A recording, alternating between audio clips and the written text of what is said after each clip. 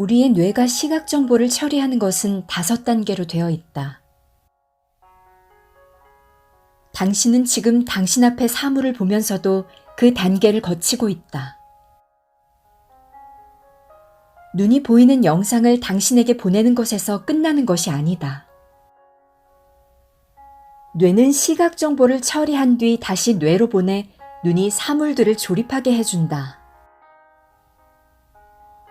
뇌는 우선 들어오는 자극을 기본적인 모양, 색깔, 패턴으로 분해한다. 그리고 뇌에 저장된 기억을 통해 비슷한 것들을 결합시킨다. 즉, 주어진 데이터를 감정에 결합시키거나 사건의 의미를 정해 통합된 그림으로 묶는 것이다. 이 그림은 1초에 40번씩 번쩍이며 뇌의 전두엽으로 보내진다. 그렇다. 정보들은 연속적인 것이 아니라 마치 전멸하는 영화의 필름 같은 것이다. 이 말은 뇌가 당신이 보는 모든 것들에 색을 칠한다는 것을 의미한다. 당신이 숲을 보고 있다고 하자. 당신의 뇌는 보고 있는 모든 잎들과 나무에 실제로 색을 입힌다. 잎들의 색깔과 크기, 모양과 신경망을 결합하고 연결시킴으로써 색을 입히고 있는 것이다.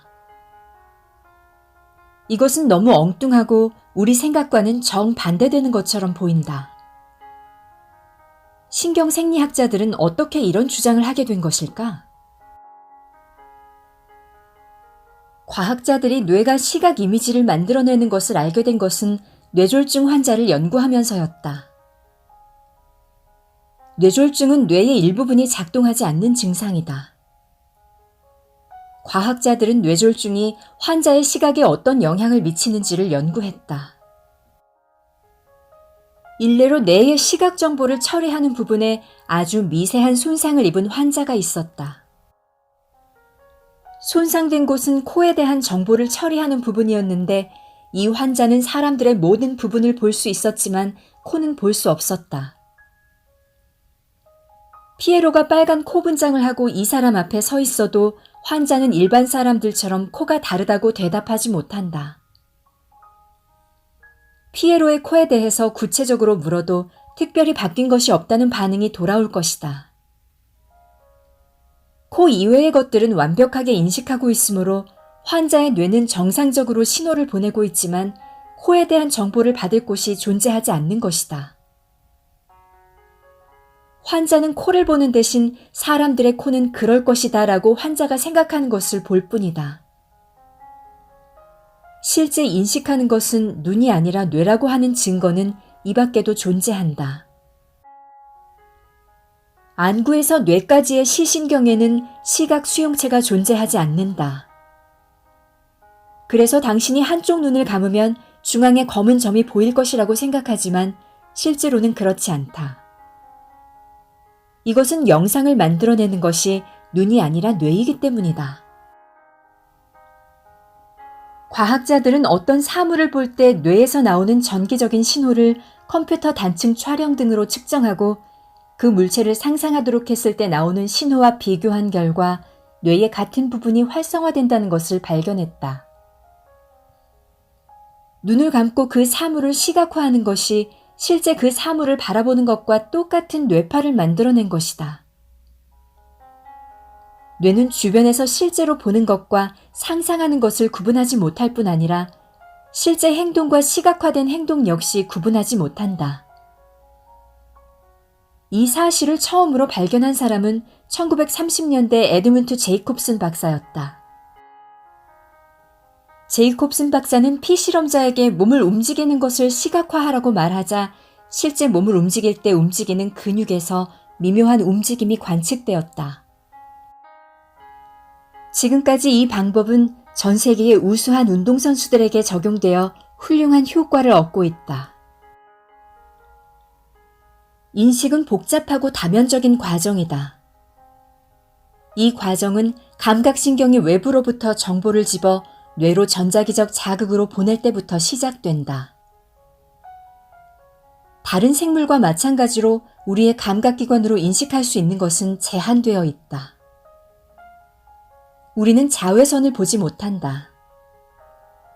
또 새가 감지할 수 있는 전자기장을 감지할 수 없다. 새들은 이것을 내비게이션으로 이용한다. 하지만 오감으로 쏟아져 들어오는 정보의 양은 엄청나서 대략 1초에 약 4천억 비트이다. 분명 우리가 이 모든 정보를 의식적으로 받아들이고 처리하는 것은 아니다. 과학자들은 우리가 의식을 통해 처리하는 정보는 겨우 2000비트 정도라고 말한다. 앤드류 뉴버그 박사의 말처럼 뇌는 외부의 이야기를 창조하면서 동시에 엄청난 양의 정보를 제거하지 않으면 안 되는 것이다. 예를 들어 당신이 지금 이 책을 읽는 동안에도 감각기관은 방의 온도나 몸이 의자에 앉아있는 느낌, 옷의 감촉, 냉장고가 돌아가는 소리나 머릿결의 샴푸 냄새와 같은 정보 등을 감지하고 있다. 단지 당신이 이 책의 내용에 집중하고 있기 때문에 대부분의 정보들을 인식하지 못하고 있을 뿐이다. 뉴버그 박사의 말을 들어보자. 뇌는 외부에 실제 존재하는 엄청난 양의 정보를 차단할 수밖에 없다. 뇌는 정보를 저지함으로써 이 일을 수행한다. 즉, 특정 반응이나 특정 신경 정보가 최종적인 의식으로 떠오르지 못하도록 막고 있는 것이다. 이런 과정을 통해 우리는 앉아있는 의자에 대한 정보를 무시한다. 즉, 알려진 것을 배제하는 것이다. 그리고 알려지지 않은 것들도 배제한다. 뇌는 식별할 수 없는 것을 보면 비슷한 어떤 것을 떠올린다. 비슷한 것이 없거나 그것이 실제하지 않는 것이라면 이건 내 상상이 분명해 라고 하면서 그것을 무시해버린다. 우리의 눈은 항상 움직이고 있다. 눈은 모든 에너지의 장을 넘어 움직이고 있다. 그렇다면 왜 눈이 집중할 때 하나의 영역을 받아들이고 다른 것을 받아들이지 못하는 것일까? 답은 아주 간단하다. 우리는 우리가 믿고 싶은 것만을 보기 때문이다. 즉, 우리에게 익숙하지 않거나 불쾌한 것들에는 눈을 돌려버리기 때문이다. 그래서 우리는 진정한 의미에서 현실을 인식하는 것이 아니다. 우리는 뇌 속에 감각적으로 입력되어 구축된 광대한 신경망으로 만들어진 이미지를 보고 있는 것이다. 뉴버그 박사는 이렇게 말한다. 당신이 보는 것은 당신의 경험에 달려 있다. 그리고 그 정보를 풀어내는 방법에 따라 실제 시각적 세계가 창조된다. 뇌가 현실을 읽어내고 세상에 대한 해석을 창조하는 것이다. 국립보건연구소의 퍼트 박사는 우리가 현실을 인식하는 방식은 우리가 실제 한다고 믿는 것에 의해 결정될 뿐 아니라 우리의 감정에 의해 정해진다고 말한다. 감정은 관심을 가질지 말지를 결정한다. 의식 위로 떠오르는 생각들과 몸속의 깊은 차원으로 묻히는 소화되지 않은 생각을 조절하는 것은 수용체들이다. 조 디스펜자 박사는 감정은 어떤 것을 생화학적 측면에서 장기 기억으로 강화시키기 위한 것이며 이것이 우리가 감정을 갖는 이유라고 말한다. 감정은 아주 기본적인 차원에서부터 시각 정보 처리 기능과 연결되어 있다. 이것은 아주 혁명적인 관점이다. 만일 당신이 길을 걷고 있는데 갑자기 호랑이가 당신 앞에 나타난다면 당신은 이유를 알기도 전에 영상을 처리하고 도망치기 시작할 것이다. 쏟아져 들어오는 4천억 비트의 정보들 중에서도 비현실적인 정보를 버리고 관계없는 정보를 없애더라도 여전히 많은 양의 정보들이 남는다. 그 정보들이 상대적으로 얼마나 중요한지가 감정을 통해 걸러지는 것이다. 감정들은 인식을 손쉽게 하기 위해 조건화된 것이다. 또 감정의 특이한 능력 중에 하나는 보고 싶지 않은 것을 보지 못하게 하는 것이다. 만일 이미 존재하는 기억들과 감정들을 연합해서 현실을 만들어낸다면 도대체 우리는 어떻게 새로운 것을 인식하는 것일까? 정답은 새로운 지식이다. 패러다임을 확장하고 가능한 모델을 확장함으로써 우리는 뇌가 수행할 수 있는 새로운 선택들의 목록을 더해갈 수 있다. 기억하라. 그 목록은 단지 개인적인 경험에 근거한 현실에 대한 해석들일 뿐이다. 그것들은 결코 현실 그 자체가 아니다. 하지만 새로운 지식은 우리의 마음을 열어 새로운 형태와 차원의 인식과 경험을 가져다 줄 수 있다. 새로운 정보는 중요하지만 완전한 지식은 이해와 경험 모두를 포함한다. 복숭아 맛을 궁금해하는 사람에게 복숭아는 수분이 많고 달콤하고 부드럽고 이처럼 복숭아에 관한 정보를 줄 수 있다. 하지만 직접 먹어볼 때까지 복숭아가 어떤 맛인지를 알 수 없다.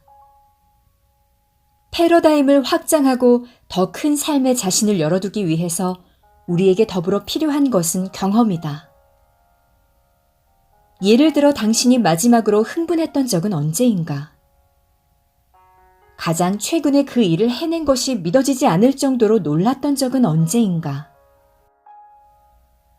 카를로스 카스타네다는 익스트라누로의 여행이란 책에서 돈주왕의 자신에게 다가가기에 대한 가르침을 이야기한다.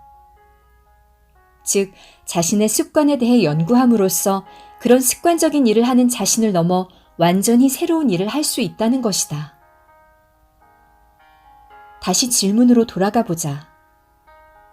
만일 우리가 이미 알고 있는 것만을 인식한다면 어떻게 새로운 것을 인식할 수 있을까?